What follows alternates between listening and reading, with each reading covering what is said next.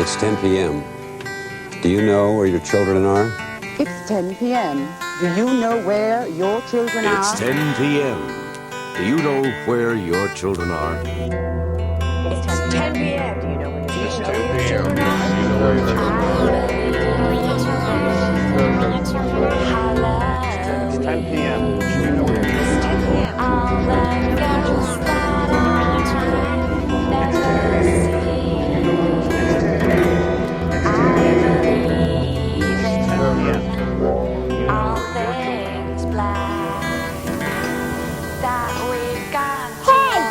10 p.m. Do you know where your children are?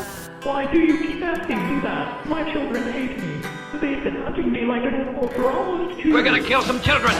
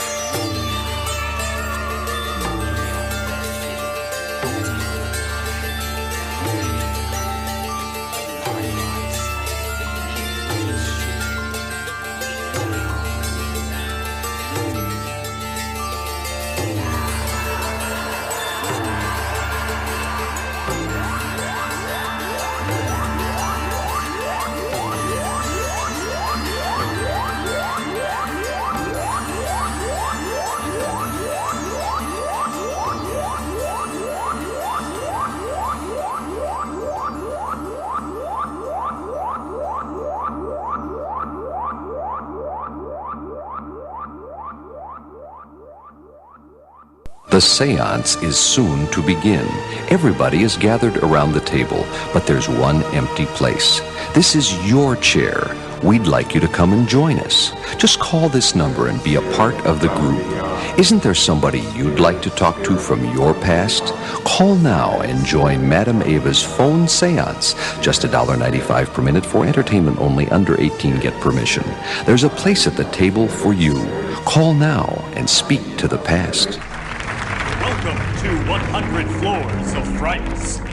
Enter at your own risk. Do things jump out at you on this ride? Yeah, babe, it's the scariest ride of Fright Nights. Good evening. I'm your elevator operator, Mark. Now, please hold on as this ride goes bump in the night. Oh, don't make fun of me if I scream, okay? It's 100 Floors of Frights, babe. I'll probably be screaming too. Okay. And now, hold on for dear death. Winifred Rogers got cold feet and hung herself in the honeymoon suite. Oh my gosh. You totally jumped. So did you. Floor 20, home of our 5-star restaurant. Today is special. Your head! That was my head! Is that why they take your picture when you enter the park? I'm not telling. 49th floor. Oh no, here we go. Here we go. Here we go. How's it hanging? I'm David Pumpkins, and I'm gonna scare the hell out of you.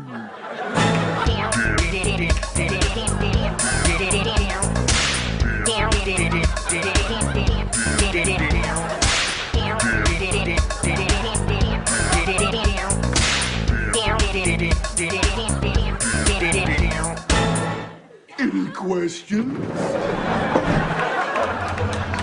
Scared and speechless?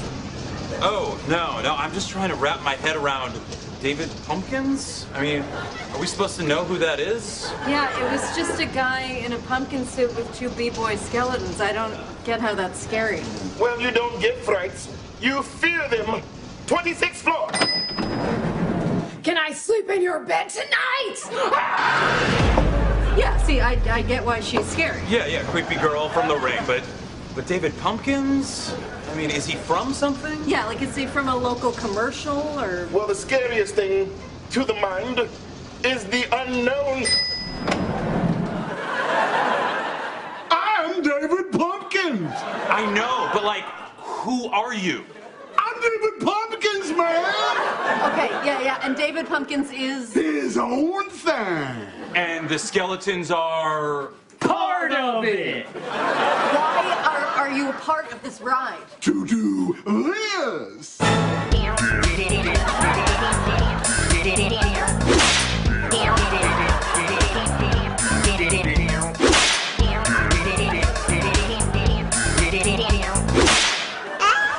What's my name?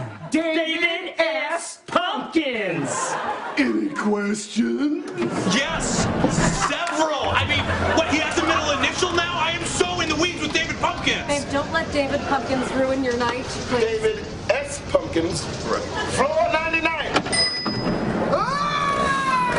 I'm crazy for David Pumpkins.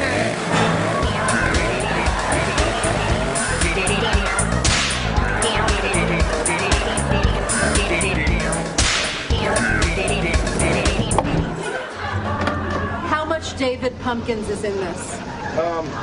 73 out of 100 floors. Why did you go all in on David Pumpkins? Hey, look. It's 100 floors of frights. They're not all going to be winners. Floor 100. Okay, so now it's just the skeletons. Great. Ready or not, here we dance!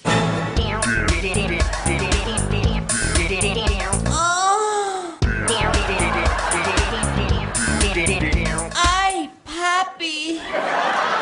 Happy Halloween! Any questions?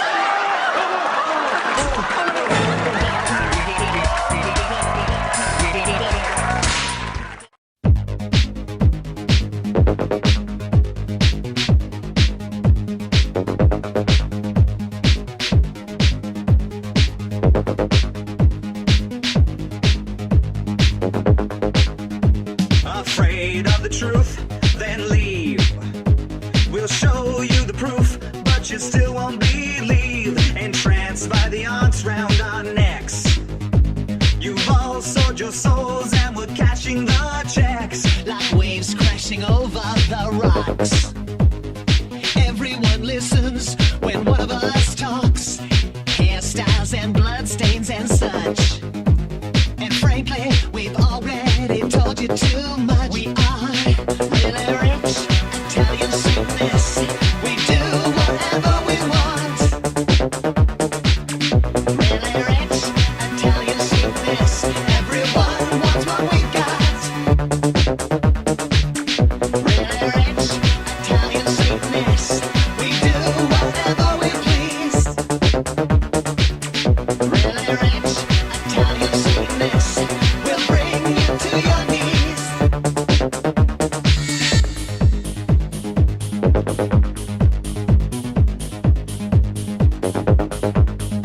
She came to the city with stars in her eyes, but she choked on the smog and she drowned in the lies.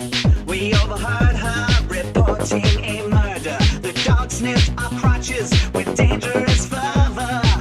We told detectives that we never knew her. No one knows anyone. What could be truer? Mother, she whispered, I'm going to be fine. Then she saw the back of a Hollywood sign. We are really rich, Italian Satanists. We do whatever we want. Really rich, Italian Satanists. Everyone wants what we got. Really rich, Italian Satanists. We do whatever we please. Really rich, Italian Satanists. We'll bring you to your knees.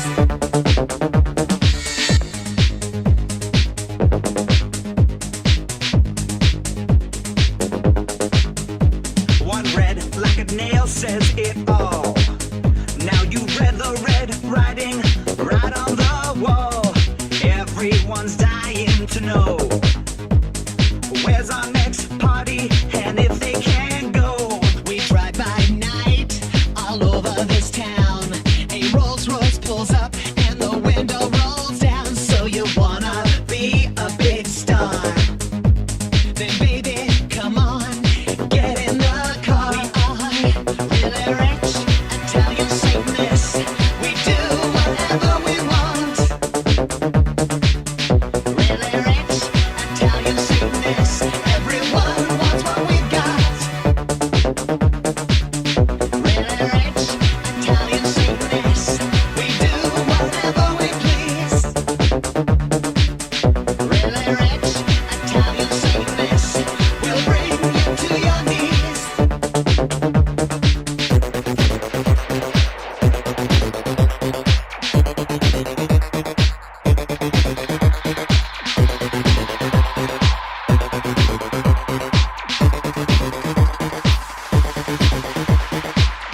Antonio says I should kill you. He says you've seen too much. But I'm not going to. I'll make you a deal. You start running now, and I'll pretend like you got away.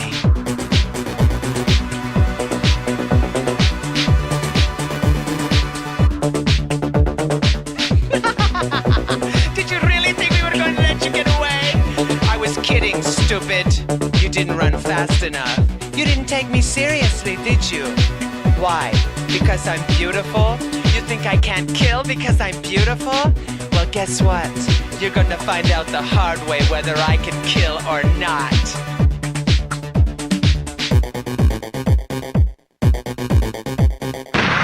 Are they slow moving, Chief? Yeah, they're dead. They're all messed up.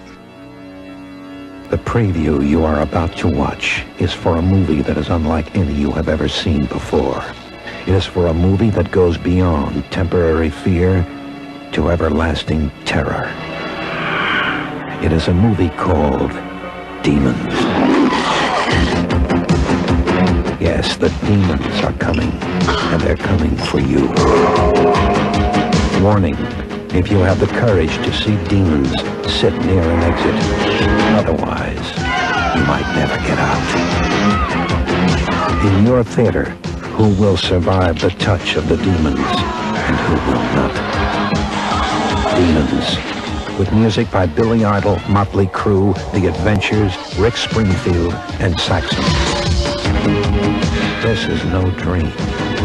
This is happening right now. And it could be happening to you. Demons. They will make cemeteries their cathedrals, and the cities will be your tombs. Will you survive it? Demons.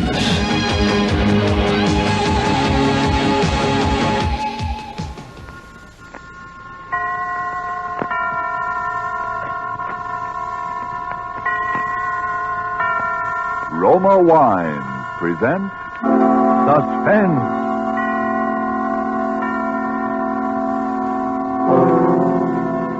Roma Wine, made in California for enjoyment throughout the world. Salud. Your health, senor. Roma Wine toasts the world. The wine for your table is Roma Wine, made in California for enjoyment throughout the world. This is the Man in Black, here to introduce this weekly half hour of Suspense. Tonight from Hollywood, we bring you as star Mr. Orson Welles. This will be the first of two consecutive performances by Mr. Welles, in which he will appear as the protagonist of Kurt Siodmak's novel, Donovan's Brain. The producer of Suspense and its sponsors, the Roma Wine Company of Fresno, California, feel that this story is so unusual that it merits more than our usual time. So in somewhat of a departure from established radio formulas, we will bring you the story of Donovan's Brain in two parts. Part one you will hear tonight, and part two next Monday night at this same time. Before we take you to the scene of our drama, let's take a little journey of a different kind. We'll let a bottle of Roma wine serve as Aladdin's lamp. I touch the label, and presto, we are all transported to that capital of gaiety, Havana, Cuba. And now we find ourselves in the charming Pan American Club. At a table nearby, an American has just voiced his delight at the uncommon beauty of the scene. And then his Cuban companion responds, "You in America also have much that is uncommon to boast of. Such as this marvelous tasting wine we are enjoying this minute. To enjoy uncommon fine quality, Cuba imports this wine from your own distant California. It is your superb Roma wine. Now just realize what it means when other countries import Roma wines from such great distances. Such international esteem must mean that Roma wines are truly magnificent in quality. And then consider this. You here in America need pay no high import duty, no expensive shipping charges. For these fine Roma wines come from Roma's own wineries in the heart of the rich California wine grape district. Because so many Americans do realize this good fortune, Roma wines are America's largest selling wines. So why deny yourself this taste delight? Try an inexpensive bottle of tangy, appetizing Roma sherry, or the hearty Roma burgundy, or any of the marvelously enjoyable Roma wines. But remember, these days your favorite dealer may be temporarily out of the type we prefer. Then please try again. Ask for R-O-M-A, Roma wine, made in California for enjoyment throughout the world. And now with part one of Donovan's Brain, and with the performance of Orson Welles as Dr. Patrick Corey, we again hope to keep you in suspense.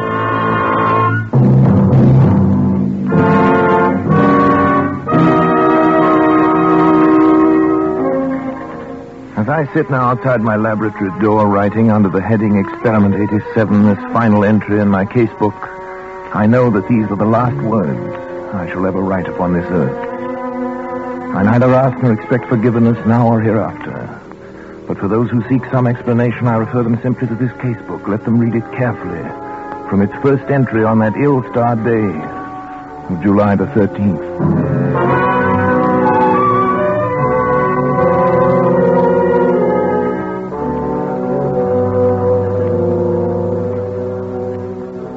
July 13th. Today I bought a small Capuchin monkey from an organ grinder. The animal trembled with fear when I took it into my laboratory, and when I tried to pet it, it bit me. I had to make it trust me completely. Fear causes an excess secretion of adrenaline, resulting in an abnormal condition of the bloodstream, which would throw off my observations. So I fed it, and finally, the creature voluntarily crept up into my arms, uttering little whimpers of content. When it laid its head against my shoulder, I stabbed it with a surgical lancet. It died instantly.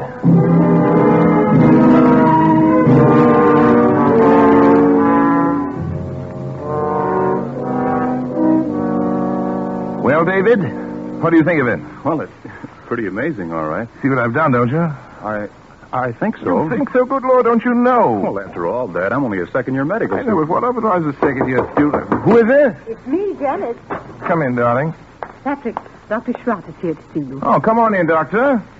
You know our son David, of course. Yes, of course. How are you, my boy? Fine, thanks, Doctor. Well, Patrick, hard at it as usual, I see. Patrick, you didn't eat the lunch I sent in to you. Well, what is it this time, Patrick? A brain. What? A monkey's brain. Oh. What about the brain, Patrick? I've been trying to see how long I can keep the tissue alive. Oh, is that it in that jar? Oh, there's considerably more to it than just a jar, though. Want to see how it works?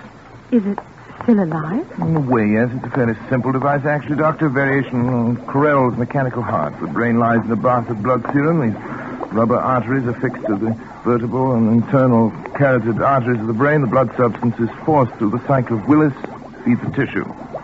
Over here, I've installed a small rotary pump that forces the blood circulation, you see?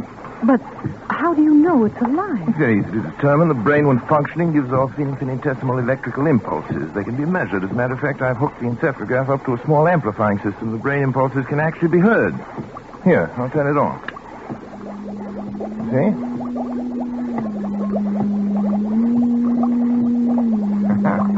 Quite effective, isn't it? Yes, it's effective. And it's wrong, Patrick. Terribly wrong. I tried to tell him, Dr. Schratt. In heaven's name, what's wrong with it? Oh, Patrick, you and your mechanistic philosophy, trying to reduce life to a mere matter of chemicals and test tubes. The origin of life is from a higher domain than that, Patrick. And you're profaning. Nonsense. You can't stop the progress of science. Every discovery of whatever kind is a step forward. If I can prove that the brain can perform certain functions outside the body, who knows where we may be able to go from there? Oh, Patrick, how do you know that thing in there doesn't feel pain? How do you know it isn't writhing in agony? Brain tissue itself is insensitive, you know that? Just a feeling. Look. I'll switch on the encephalograph. See? There.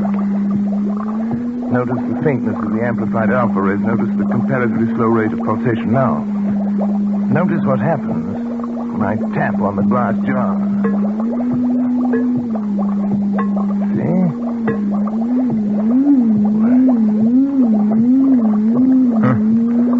It feels.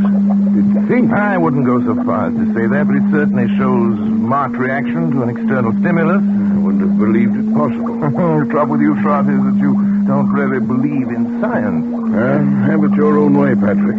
That's when you can manufacture love and sympathy and kindness in a test tube. I'll be back. You leaving, old boy? Yes. Patrick. Do me a favor, Patrick. Shut off the pump and let that poor thing in there die. Let it die? Oh. If it were within my power to grant, that little brain would live forever.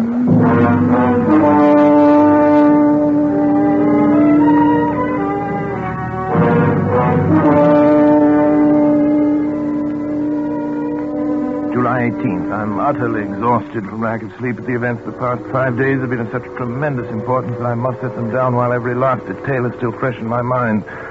I've had no time to make an entry in this record since that day last week. It seems a month ago now, and I had my first partial success with the brain of the Capuchin monkey. At that time, however, it seemed that I was doomed to disappointment. In spite of all my efforts, the brain of the monkey ceased to live at 12:14 that night.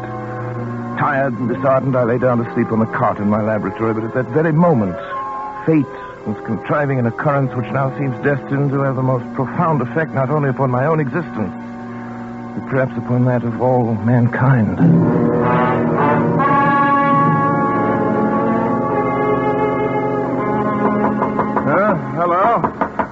is it? Dad. Oh, David. Come in. What's the matter? It's Dr. Schwab. There's been an accident or something. He's pretty upset. All right, I'll come. Oh, Patrick. Patrick, Sean. thank heavens, my boy. What's the matter, old boy? There's been a plane crash on the mountain. Only one of them was left alive, and I've brought him this far, but he needs an immediate operation. Sorry, that's your job, your county physician. Patrick, it's multiple fractures of both legs. The arteries are severed, and the legs will have to be amputated. Huh? You're not in any shape to do the job. Well, that's not my fault. Take him to the Phoenix Hospital. I'm not going to take responsibility. It's too far. We'd never get there in time. Patrick, please. It may mean a man's life, and your job as county physician. No, I'm not thinking of that, but it's an important man. William H. Donovan. Donovan? The Wall Street Donovan? Yes. You've got to help me, Patrick. Donovan. What are his chances? About even, if we hurry. Well, bring him in. Oh, thank you, Patrick. Thank you. You better get some things on, David. You may have to help. Yes, and we use the laboratory table. Before you go, put the instruments to sterilize it. And don't forget the Geely saw. Right. Oh, but... But what? I thought the Geely saw was only used for brain surgery. Not always. Hurry. They'll bring him in now from the car. Okay, Dad. In here. Careful now. That's right. Easy does. Around the table, please. Yes, Doctor. Easy. You better get yourself a gown and gloves, Doctor, right over there. You won't have time to scrub. Yes, thanks, Doctor. Too bad, isn't he? Pulse rapid. Heart very faint. I wasn't sure. David, yes, half Dad. cc of adrenaline, David, 1 to 1,000 intravenous. Right. You men can go now. Is there anything else we No, can do? thank you. Patrick, don't you think... I'd rather we were alone if you don't mind, gentlemen. Yes. Good night, then, Dr. Schratt. Good night. Good night. Now, David, if you remove the blanket from his legs, that's it. You see? Fortunately, a forest ranger got to him right after the crash. Had sense enough to put a tourniquet on each leg. Even so, yeah. Sure. We'll get it. Sure. What's he saying? Something like sure. He said it over and over. I hadn't realized he was deformed. It doesn't show as much in his pictures. Patrick, don't you think we ought to begin? No, there's no use amputating those legs. No use? He'll be dead anyway by morning. Well, won't he? Suppose you're right, Patrick. You know I'm right. But still, we ought to try. We can't refuse to operate. We are going to operate. Syringe, please, David, the large one. Here you are, Dad. Spinal anesthetic. Will you give it Dr. Schratt? Right. Scalpel, please, David. Scalpel and the Geely saw.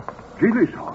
Patrick. Well... No, Patrick, I won't let you. After your performance tonight? Well, but Patrick, he's still alive. Precisely. My mistake with the monkey was that he was dead. I don't intend to make that mistake again. Come on, David, Patrick, the scalpel. Are you out of your mind? You're taking a man's life. I'm giving him life. Donovan would die anyway. But for a while at least, Donovan's brain will live.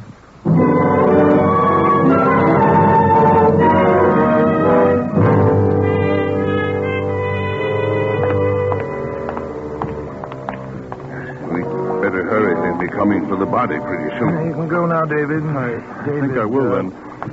You understand, of course? Yes, I understand. Not a word to your mother or to anyone. I understand.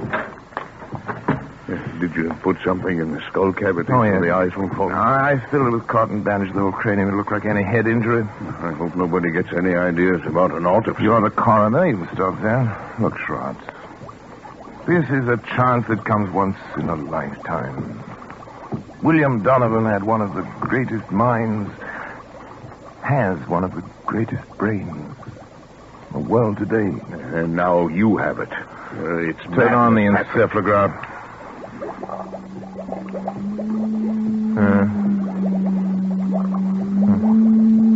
Simple alpha waves, of course, no different from the monkeys. You can't take a human brain out of its body and expect it to function. I suppose not, but... Schratt, did it ever occur to you that the brain might simply be asleep? Asleep? Certainly. An operation like that is a severe shock. Tap on the glass.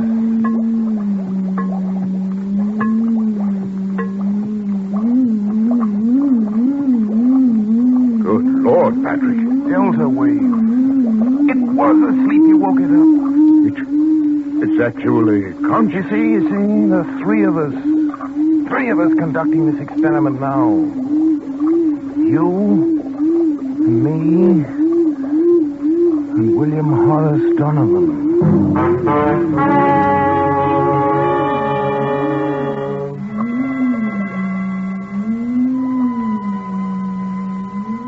July 25th, I moved my bed into the laboratory, but I've scarcely slept in 6 days.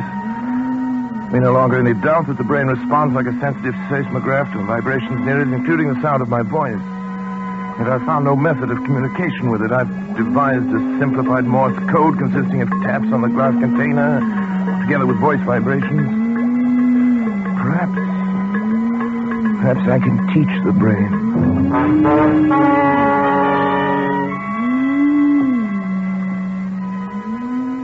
July 30th, Schrott has come to stay with me, half out of a feeling that he shares with me a common guilt, half out of scientific curiosity. I've scarcely seen him, and both David and Janice have been avoiding me, not that I really care. They've been tapping out my code on the side of the brain's container endlessly, day and night, over and over, 1,000 times, so that a baby could learn it, if the brain can learn. I sleep only when the brain itself falls into exhausted slumber. When it wakes again, I resume my tapping.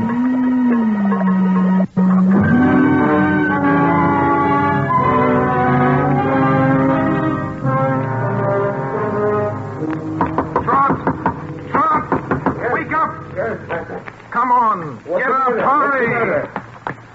Come on, I want to show you. Something the matter? Yes, old boy, I want to show you something. Patrick, you look like a ghost. Where are we going? Back to the laboratory. I can't believe it myself. I may have been dreaming delirium. What's happened? Come on. You hear that? Delta waves. Seems disturbed. You've got to check my observations for me. If my reasoning is wrong, tell me. I can't be sure of anything anymore. Yes. Now listen carefully. You'll know that I've been trying to communicate with the brain in code. Now, if I were able to cause a distinctive pattern of the brain's delta waves by a specific command in code, if the brain responded with the same pattern of sound each time I issue the command, it would prove that I'd succeeded in communicating with the brain, wouldn't it? Yes, Frederick, I think it would. Now, listen.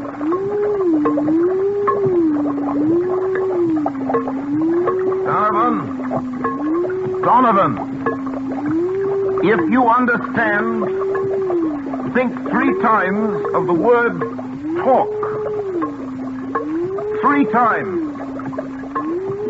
Talk. Talk. Talk.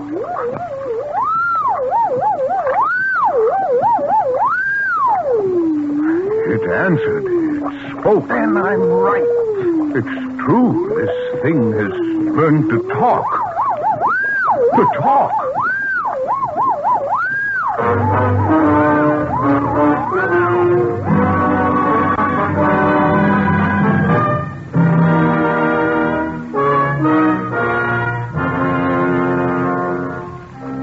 July 31st.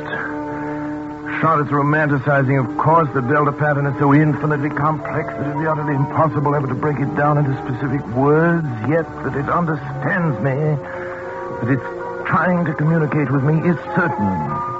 Charlotte suggests mental telepathy, that I try to make my mind a blank, as the mediums call it, while at the same time increasing the energy content of the plasma that feeds the brain in the hope of stepping up the brain's electrical potential as one would step up the power of a radio station. Naturally, telepathy is nonsense, but the feeding theory intrigues me. I shall try it.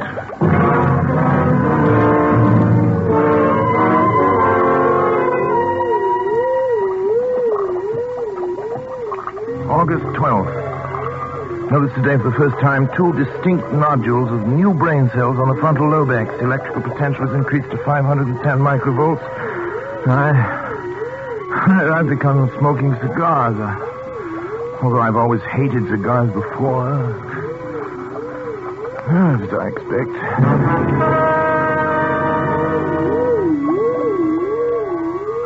August 22nd, nodules still growing, electrical potential 1450. There's no observable results. Lately felt a compelling urge to know more of Donovan's life and have collected every available scrap of information about him. A strange man he was. Strange, ruthless, actually evil in many ways. but nonetheless an extraordinarily brilliant mind.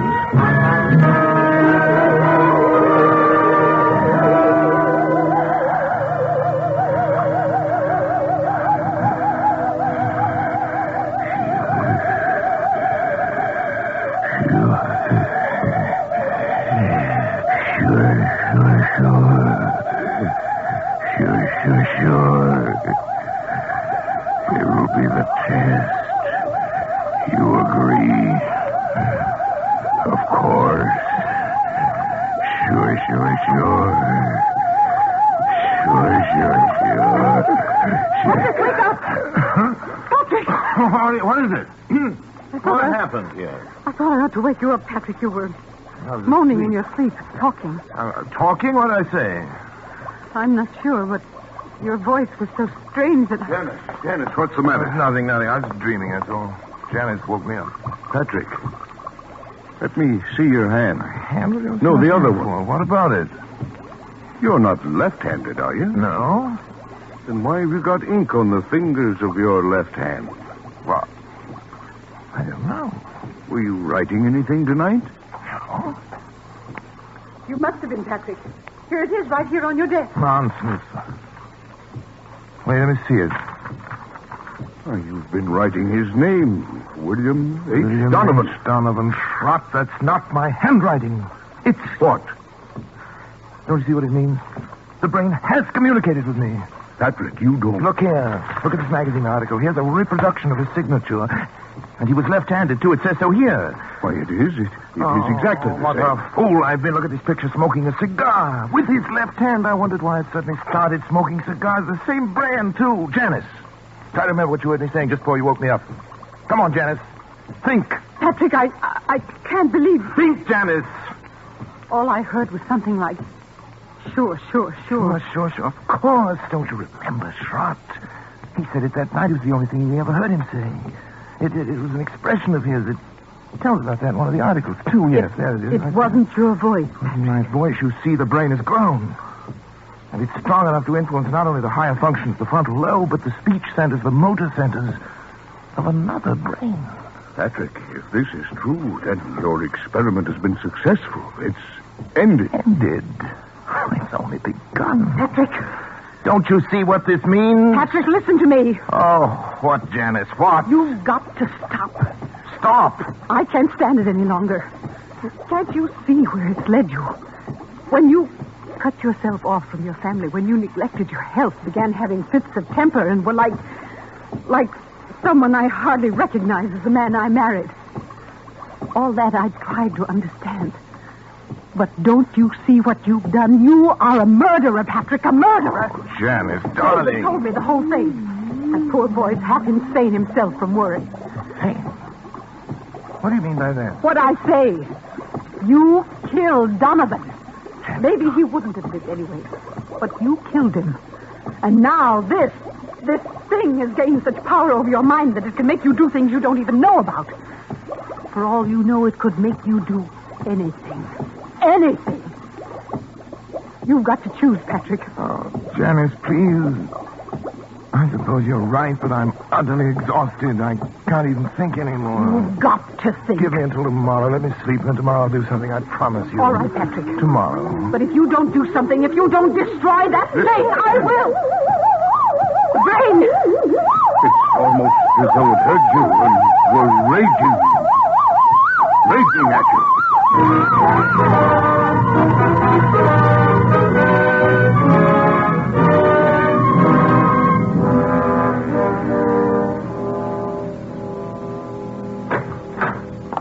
This way, please, Dr. Come on, darling.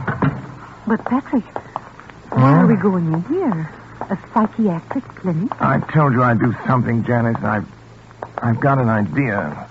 You mean you're having yourself psychoanalyzed? Well... Something like that? Something like that. I'll tell you about it later. First, I want you to talk to this man alone. Dr. Zanger, this is Dr. Corey. Oh, how do you do, Dr. Corey? How do you heard do, something Dr. of your work. Oh, yes. And this is Mrs. Corey. Of course, excuse me. I'm happy to meet you, Mrs. Corey. Thank you, Doctor. Won't you come into my office? I will certainly. Janice, would you mind, darling, waiting in the reception room? I'll be out in just a moment. Thank you. Why, certainly, dear. In here, please, Doctor. Very well. Doctor, she seems quite normal. I'd expected from what you told me on the telephone that... I know. I can assure you, I hate to tell you this, but, Doctor, she's quite insane. I see. Yes, paranoia. She's always been, jealous of my work. And, well, last little while she's got a delusion that she thinks I've made some kind of a monster up in my laboratory. It controls my mind and controls my actions. So I'm putting her completely in your hands. Oh, well, it's of course a little unusual, but since you are yourself a medical man... That's right. You definitely wish to commit her then, huh? Yes.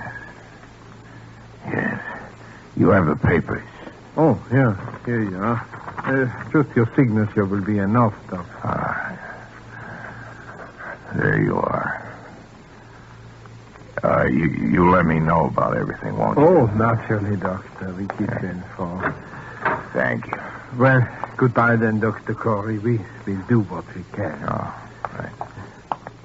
Patrick? Mrs. Corey is staying with us, Miss Wilcox. Yes, Dr. Zane.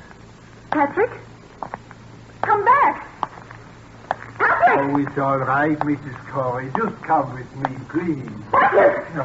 Where are you going? Let me go! Let me go! Oh, Dr. Corey? Yes? Oh, about the bill. How do you wish it to be handled? The bill? The bill? Sure. I'll take care of it by the week. The checks will be signed William H. Donovan. Sure.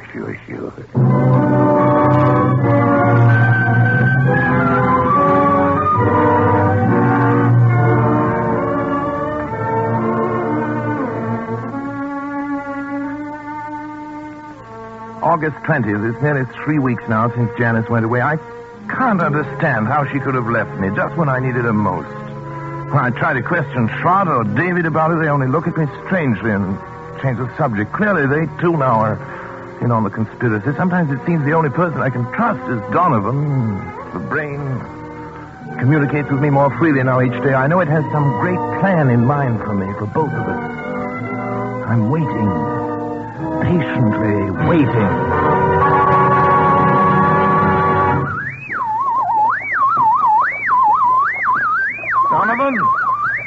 Donovan, I'm listening, Donovan. Don't be angry, Donovan. I'm trying to understand. I'm listening, Donovan. I'm listening. I'm listening. Sure.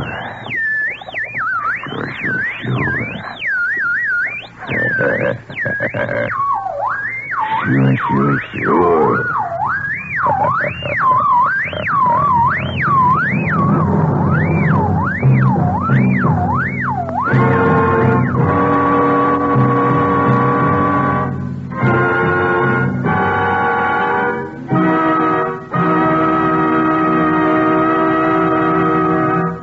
And so closes Donovan's Brain, Part 1, the first of 2 half-hour presentations of Kurt Siodmak's story, presenting Orson Welles as star of Suspense.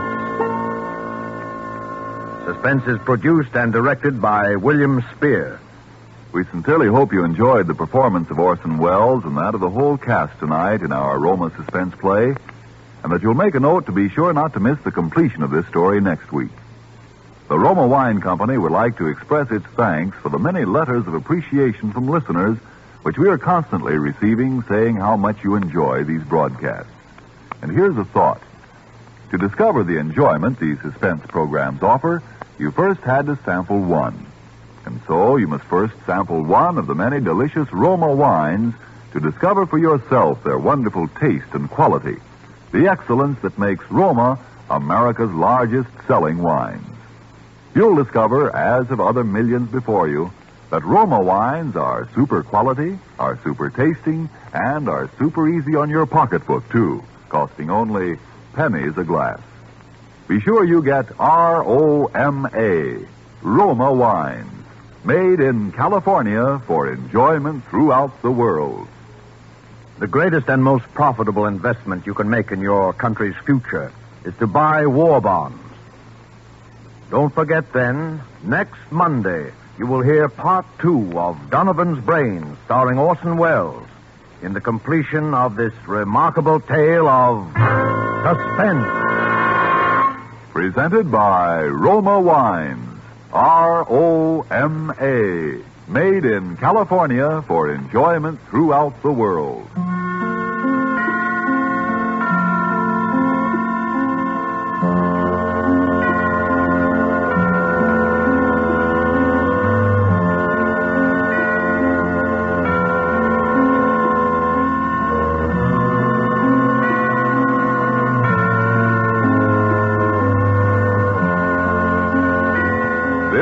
CBS, the Columbia Broadcasting System.